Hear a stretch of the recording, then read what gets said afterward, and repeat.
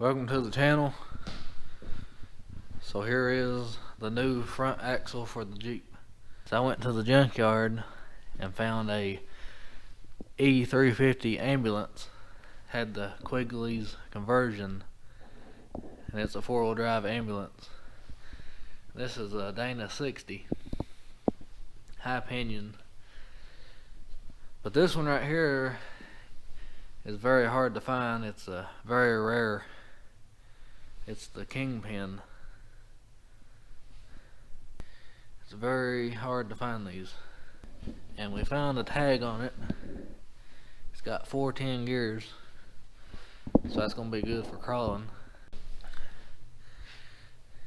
It appears to be in pretty good shape. The locking hubs work. I am gonna go through this axle, look everything over, make sure everything's okay. I will have to cut a lot of these mounts off and weld new brackets on, because this axle here had leaf springs and we put in coil springs. We'll have to figure out something about the trap bar and steering, but we'll make everything work. Now, I've not picked up the rear axle yet, but I did find another ambulance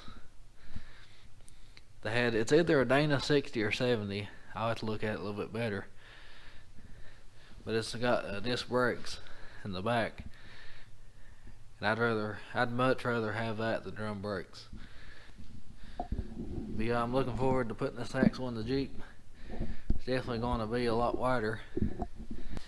I am trying to decide on the front whether to just buy 2 more Super Swampers or go with Boggers. I've not really decided what I'm going to do on the front.